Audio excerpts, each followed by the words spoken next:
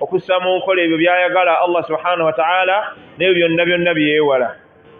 Ekiraamo ekyo kikulu nnyo bw'owuliranga munno ng'akugambye nti ittaqillah, tya Allah subhanahu wa ta'ala, la taghdab alayhi, tomunyiigira, la tanzuru ilayhi bilghadab bizira, tomutunuulira ng'alinga akunyoomye oba alinga akulabye nti olina ky'okola, wabula ushkuru, mwebaze olw'okuba nti akwagalizza okubeera nti akulaamira n'ekiraamo ekisinga okubeera eky'ebbeeyi.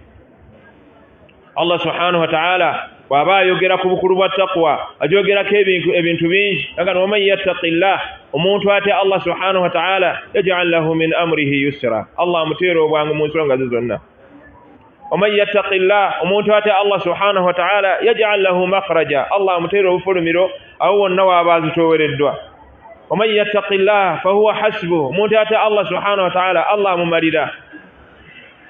Ate Allah n'aga nti innama yataqabbalu Allahu minal muttaqin, Allah subhanahu wa ta'ala emirimu gy'akkiriza n'aba ng'awa empeera n'azitoya emirimu egy'abo abamutya, yaani amakulu alladhina yamtathiluuna awamirahu, abassa mu nkola ebiragiro bye, wayajtanibuuna nawahiya, ne beewala byonna Allah by'abaziyiza. Ekigenda okutuwonya omuliro tubeere nga tuyingira ejjana taqwa.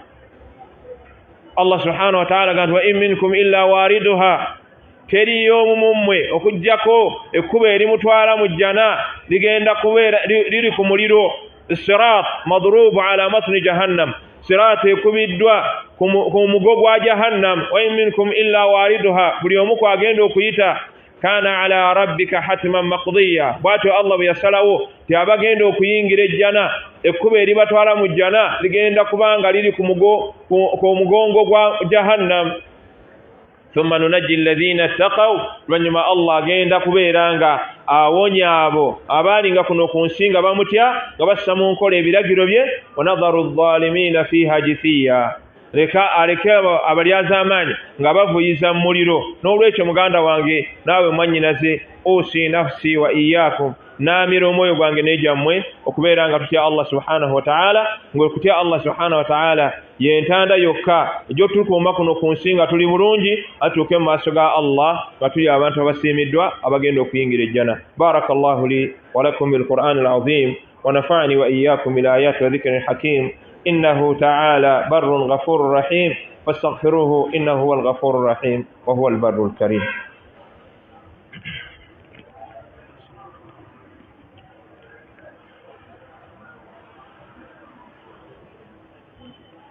الحمد لله والصلاة على رسول الله صلى الله عليه وسلم. يا أيها الذين آمنوا اتقوا الله حق تقاته ولا تموتن إلا وأنتم مسلمون. يا أيها الذين آمنوا اتقوا الله وقولوا قولا سديدا يصلح لكم أعمالكم ويغفر لكم ذنوبكم ومن يطع. أبو لغاندا emirimu gya Allah subhanahu wa ta'ala yatukubiriza okukola egy'okumusinza, Allah subhanahu wa ta'ala yagigendereramu okubeera nga tugikola atuyisizeemu tuwejjana, era ng'emirimu girina empeera nnyingi ezitagambika. Naye obugayaavu bwe tulina ffe ng'abaddu bukwewuunyisa. Singa bakugamba essaawa zino ne bagamba nti ebiwaji ebyo mubiraba nga bwe bifaanana, buli lwokeera ku makya ekiwaji ekyo n'okisiimuula, supervisor w'omuzikiti guno n'akulaba n'awandiika erinnya lyo nti gwe wakisiimudde, buli kiwaji omusaala ogusooka gwa 10,000, naye bw'omala okukisiimuula bw'oti ne bakisiima nti omulimu gw'okoze mulungi, bakukubisizaamu emitwalo emirala 10. Buli lw'osiimuula ekiwaji ekyo ne bakugamba nti olina emitwalo 10. Singa tende eyo eteekebwawo, mulaba nga mmwe abali wano mu muzikiti muno muyinza okusubwa okubeera abakozi b'omuzikiti guno, oba ogwagala ogwettanire. Naye emirimu gya Allah subhanahu wa ta'ala bwe gityo Allah bw'agifaananya, naye weesiŋŋaana nga bagijjumbira okugikola batono nnyo n'omuntu ayagala okwegererako ku mirimu gy'ayagala okukola, so nga ate mingi agisobola nga n'ebiseera ebigikola bwe buli.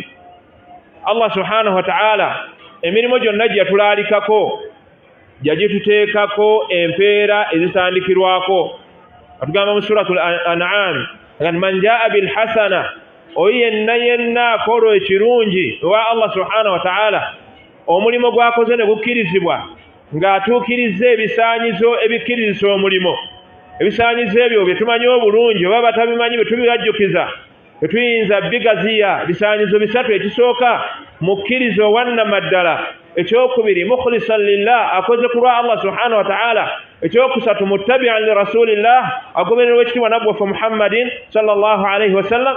bw'akola omulimo empeera etandikirwako omulimo kugukubisaamu mirundi 10. man jaa bil hasana, omuntu akola ekirungi falahu 10 amthaliha, Allah subhanahu wa ta'ala amukubizaamu ebirungi ebirala 10. hadha fadlun min Allah wa karamun min Allah, obulungi obuva eri Allah subhanahu wa ta'ala. Netuba nti Allah subhanahu wa ta'ala karimun, mugabi, ate atwagaliza ebirungi. Kyokka ate omuntu bw'akola ekikyamu, Allah ganti man jaa bisayyi'a, omuntu bw'akola ekikyamu fala yujza illa mithlaha, ate Allah olw'okuba talina bwetaavu bwa kutubonereza, fala yujza illa mithlaha, talina Allah kyamukubitizaamu okuggyako bw'aba wakumubonereza ng'omuddu yennyini yeekakasizzaako nti ayagala Allah amubonereze ng'agaanye okwenenya. fala yujza illa mithlaha, Allah subhanahu wa ta'ala tamuwa kibonerezo kisukka ekyo ekikyamu kyeyakoze abonerezebwa n'ekibonerezo kimu. Ova kukuba nti Allah ayinza okukizitoya mu kubeera nti kiba ky'amaanyi, naye ate takikubisaamu nga bw'akubisa ekirungi. Nabbi waffe Muhammadin sallallahu alayhi wasallam aga nti omuntu yenna bw'akola ekirungi Allah amuwa empeera 10 au azid, oba n'amwongera. Ate Allah omuddu bw'akola ekikyamu n'asobya Allah subhanahu wa ta'ala, abonerezebwa n'ekikyamu ekyo olubonereza lumu, au aghfir, oba Allah subhanahu wa ta'ala n'amusonyiwa. Kyokka bannanga abooluganda, ate waliwo embeera ow'ekitiibwa Allah subhanahu wa ta'ala gy'ayongereza omulimu omulungi n'agwongeza ne guva ku mpeera 10 ne gutuuka ku mpeera 7, oba ne gutuuka ku mpeera omuntu z'atakola ki, z'atamanyi.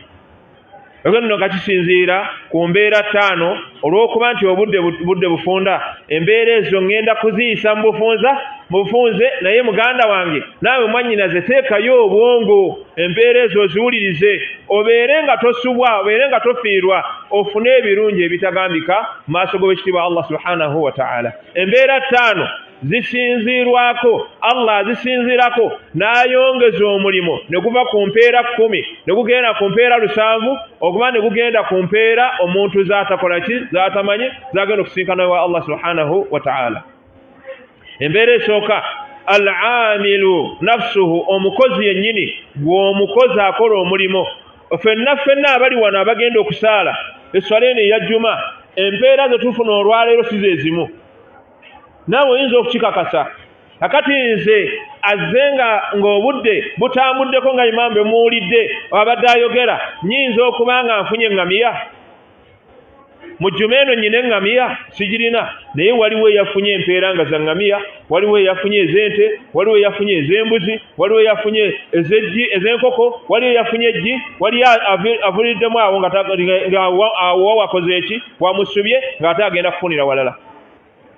Al-aamilu nafsuhu, omukozi akola omulimo engeri gye yeeteekateeka, hubbuhu li amal, engeri gy'ayagalamu omulimo, ikhlaasuhu, obumalirivu bwe bw'ayina eri okukola omulimu ogwo, mutabaatuhu li rasulillah, engeri gy'agobereramu baka Muhammadin sallallahu alayhi wasallama mu kukola omulimu ogwo. Haadha yaj'aluhu, ekyo kimufuula okubeera nga asukkuluma madaala okuva ku 10 ogenda waggulu okutuuka Allah subhanahu wa ta'ala wayagalira.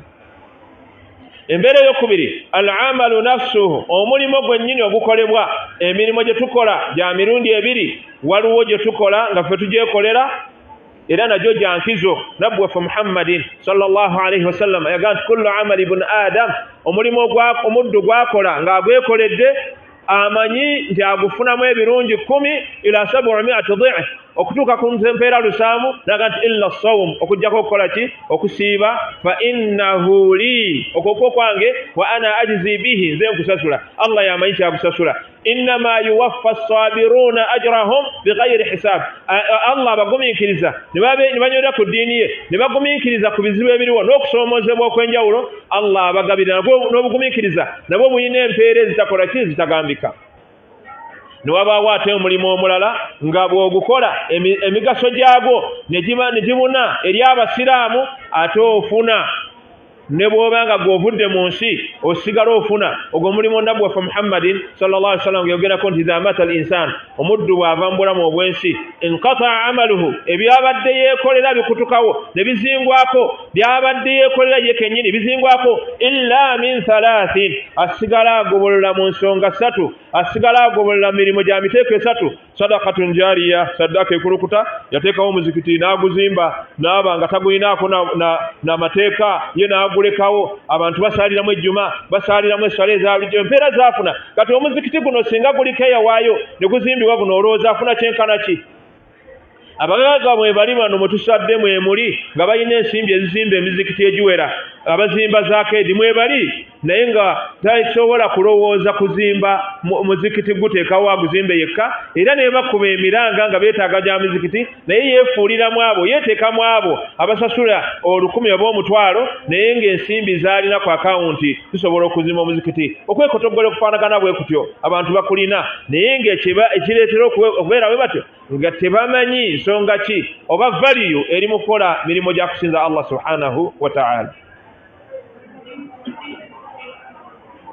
Sadakatun jariya sadaka ekulukuta ilmun yuntafa'u bihi ilimu yegasibwa nayo waladun salih omwana omulongoofu nagwo mulimo gwoteekawo ne gusigala nga kukugabirira ila qiyami saa okutuuza ddala ku nnaku lw'enkomerero. Ensonga eyokusatu alwaqt ekiseera kyokoleddemu omulimu ebiseera bye tukoleramu emirimu si bye bimu tubadde mu Ramadhan kiseera mausim khairat ebadde season era gweyiseeko emuyiseeko mu Ramadhan mubaddemu akaseera ak'ekiro bayita Laylatul Qadr singa ogenze kutuula wansi obalirire emirimu egikolebwa mu kiro ekyo oyina empeera mmeka gy'ofuna Allah ga nti khairun min alfi shahr.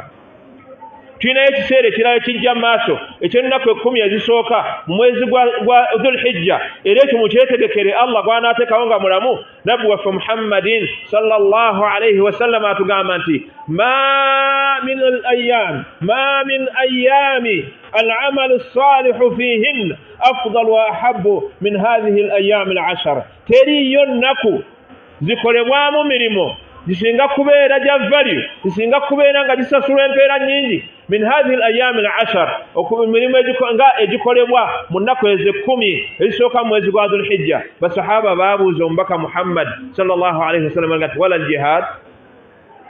wala al-jihad wadde okulwana mu kkubo lya Allah kubanga basahaba baali bategeera value ya jihad n'obuzito bwayo bwe yenkana era nga nzito nabbi n'abaga nti wala al-jihad ne jihad okujjako n'alokolayo ekika kya jihadi kimu embeera ya jihadi emu nagati illa rajulun kharaja yukhatiru binafsihi okujjako omuntu afulumye agenda mu jihadi yukhatiru binafsihi n'abeera nga yeetadde fildi ali mu jihadi naye nga akafo ke yeetaddemu kali kamutawaana omuntu kizibu nnyo okuwona kharaja yukhatiru binafsihi wa maalihi nga yeetadde mu kafo yagenze n'ebyobugagga bye yeetadde mu kafo ng'okuwonerawo kizibu nnyo era bw'atyo n'atawona n'aba nga abalabe bamukubye n'ebyobugagga byabadde nabyo byabadde yamusa ne babitwala oyo yawadawadako ku muntu akoze omulimu omutono naye omuntu akwata ennusu 10 mu nnaku ezo n'akiwaayo empeera zaafuna zisinga wa jihadi etali muteeko ogwo ow'ekitiibwa nabbi waffe Muhammadi sallallahu alaihi wasallam yayogera. Abooluganda emirimu gy'okusinza Allah girina value ebiseera byanjawulo. Ensonga ey'okuna ye sharaful makan ekitiibwa ekifo okuba nti Allah yakisukkulumya n'akiwa ekitiibwa. Ebifo bye tusinzaamu Allah subhanahu wa ta'ala birina amadaala ag'enjawulo naye abantu babeera ne ssente ne n'atayagala mu bulamu bwe agendeko akole ku hijja oba agende akole umra ne bazebakira ne bazizika nga balowooza nti babateeka mu makaburi bateeka mu kaburi banajjayo obuvangata bwa sente oba bandaali za sente bazibazikire bagenda zireka nga bazirwanira bulwanyizi naye nga talina kyaziganyuddwamu ye nga ye. Nabbi waffe Muhammad sallallahu alaihi wasallam yagaa nti assalatu fi masjidi hadha, okusaalira esswala mu muzikiti gw'omubaka Muhammad sallallahu alaihi wasallam erimu esswala 100. Bw'osaala esswala 5 z'esswala 1000 mmeka 5, bw'ozisaala mu nnaku 5 nga ozimaze e Madina olina esswala mmeka? Genda okikubiseemu, olina esswala mmeka? Bw'osaalira Masjid al-Aqsa esswala emu ezitowa esswala 5 ebya wano muzikiti guno ogwa wano n'ogwa Amerika n'ogwa Sudaani, esswala ya Masjid al-Aqsa zirimu esswala 5. Bw'ogisaala ennaku 5 oba olina esswala mmeka? Eyo nawe ekitiibwa Nabbi waffe Muhammad sallallahu alaihi wasallam atukubiriza n'okutulaga nti Masjid al-Aqsa yaffe era tuyinako akakwate omuntu asobola okugendayo okugisaaliramu nga Allah amusobozeza agendeyo. Nabbi waffe Muhammad sallallahu alaihi wasallam nagati ate okusaalira esswala Masjid al-Haram muzikiti gwe Makka bw'ogusaaliramu esswala emu ya sunna oba ya fardha oyina esswala emitwalo 10. Emitwalo 10, ekigambo kiwulire, oyina esswala emitwalo 10. Esswala emitwalo 10, esswala 5 ziri emitwalo emeka? Mitwalo 50. Esswala ennaku 5 oyina esswala mmeka? Ebyo byonna Allah subhanahu wa ta'ala akwagaliza birungi, naye abantu ebiseera bituuka ne babanga obugayaavu butujjudde, obutafaayo butujjudde, naye nga Allah subhanahu wa ta'ala atuteerawo tukoleremu emirimu atuwe. Yanna Allaha ganiyyun, mugagga, ate obugagga bwe n'ebirungi bye talina kyabyetaagamu okujjako ayagala abituwe. Tafaddulan minhu wa ikraama, olw'okubeera nga atuwa obulungi n'okubeera nga Allah subhanahu wa ta'ala atulaga nti mugabi. Embeera esembayo y'embeera y'okuba nti okoze omulimo ng'ogukoledde mu mbeera enzito, ng'abantu bonna omulimo oluusi batya n'ogukola. Embeera nzito gy'ogukoleddemu tosuubira nti embeera gy'ogukoleramu nga nzito efaanagana n'okukolera omulimo mu mbeera nga erimu obutebenkevu. Abantu kati abali mu bitundu nga bomu zibatonyera ng'amazzi ne babaako baga nti tusaale ejjuma, naye nga bamanyi nti essaawa yonna ekikompola kiyinza okukuba ku muzikiti ne kibasaanyaawo. Tosuubira nti empeera zaabwe ku mulimu ogwo zifaanagana nga gwe asaalidde wano kati mwe basiri taqwa nga tolina na kyeweeraliikirira, tolina na mbeera gy'osuubira kubeera nti egwawo. Nabbi waffe Muhammadin sallallahu alaihi wasallam nti yaati ala nnaasi zamaanun, ekiseera kigenda kujja. Yali atutegeeza nti mu kiseera ekyo tuleme kudduka mirimu gya kusinza Allah subhanahu wa ta'ala, naddala egyo egirabika nti giyinza otwoleka ntuli basiraamu. Tugumiikirize yaati ala nnaasi zamaanun, akaseera kagenda kujja eri abasiraamu alqaabidu ala diinihi, nga yeenywereza ku ddiini ye, ayagala atuuke nayo mu maaso ga Allah subhanahu wa ta'ala, kalqaabidu ala aljamur, ng'alinga akutte eryanda mu ngalo. Naye ng'ayagala oba teyagala, eryanda eryo ateeka oddinyweza. Mwana wange, muganda wange asumagira, ateeka okunyweza eryanda eryo abeere ng'alinyweza. Yaati ala nnaasi zaman, bw'asumagira kano kawulirize obeere ng'okafuna. Yaati ala nnaasi zaman, ekiseera kigenda kujja alqaabidu ala diinihi, nga yeekutte ku ddiini ye, kalqaabidu ala aljamur, ng'alinga akutte eryanda, nga bw'alita ne ligwa ye ddiini, bw'alita ne ligwa khalaasi awedde. Naye kiki ky'alina okukola? Alina okuguma atuuke nayo mu maaso ga Allah subhanahu wa ta'ala. Naga nti lil'aamili fiiha, omukozi alinywerera ku busiraamu n'abukolerako, oba kusaala n'aguma asaale, oba kwolesa kabonero akamulaga nti musiraamu n'aguma akolese, naye ng'embeera gy'akolesezaamu nzibu nnyo. Lil'aamili fiihi, alikoleramu omulimo gwonna ogw'okusinza Allah subhanahu wa ta'ala ajiru 50, alina empeera z'abasajja 50. Basahaba baalinga bafaayo nnyo okululunkanira okukola emirimu n'okunoonya ebiseera wekitiibwa Nabbi waffe Muhammadin sallallahu alaihi wasallam byayogedde. Ne bamubuuza nti ajiru 50 minna aw minhum, empeera z'abasajja 50 muffe, kubanga balina enkizo abooluganda. Basahaba bakirinako enkizo y'amaanyi nnyo, muffe oba mubo. nabbi sallallahu alayhi wasallam tiyakwatibwa nsonyi kubagamba kubasiimiikiriza tioba mumu oba mubo oyagamba nti bal minkum empeera zaafuna ez'abasajja 50 zenkanankana ez'abasajja mmwe 50 mmwe mu basahaba bange mmwe wafihim abubakar mulimu abubakar asinga abantu bonna oluvannyuma lw'omubaka muhammadin sallallahu alaihi wasallam wafihim umar mulimu umar almulhamu almusaddad nabbi gwe yagamba nti singa wandibaddeyo nabbi omulala yandibadde umar wafihim uthman mulimu uthman nabbi gwe agamba nti inna allaha malaikata sahi malaika zikwatibwa uthman ensonyi wafihim ali mulimu ali nabbi sallallahu alaihi wasallam yayogerako nagamba nti asadullah bologoma ya allah namwogerako ebigambo bingi wafihim n'olwekyo abooluganda tubeere nga tufaayo ennyo okulowooza ku valiyu y'emirimu mu busiraamu era tubeere nga tutwala omulimo gw'oba okoze ng'ogutwala nga mulimu mukulu okimanyi era nga otekeyo ebirowoozo ng'ogukola era olowooze ennyo ekiseera ky'okoleddemu omulimo kubanga allah subhanahu wa ta'ala atwagala ate atwagaliza ate ayagala otuwa ebirungi ebyo byanaatuweerako ebirungi mu jjana tufune okubeera nga tweyagala tufune okubeera nga twesiima allahumma salli ala muhammad wa ala ali muhammad kama sallaita ala ibrahim wa ala ali ibrahim innaka hamidun majid allahumma barik ala muhammad wa ala ali muhammad kama barakta ala ibrahim wa ala ali ibrahim innaka hamidun majid وارض اللهم عن الخلفاء الراشدين منهم أبي بكر وعمر وعثمان وعلي وعن سائر أصحاب نبيك أجمعين وأنا معهم بمنك وكرمك يا أرحم الراحمين اللهم ربنا آتنا في الدنيا حسنة وفي الآخرة حسنة وقنا عذاب النار ربنا اغفر لنا ولوالدينا وللمؤمنين والمؤمنات والمسلمين والمسلمات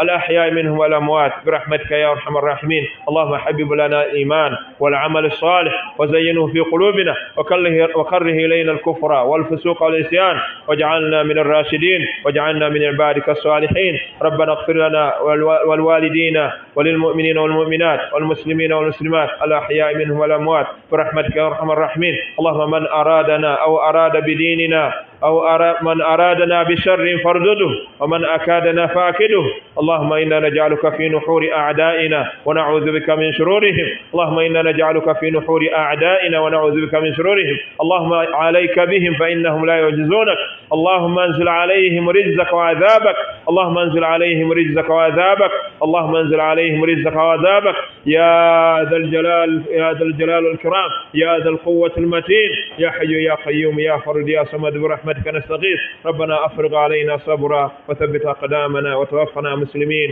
وصلى اللهم على محمد وعلى آله وصحبه أجمعين وأقم الصلاة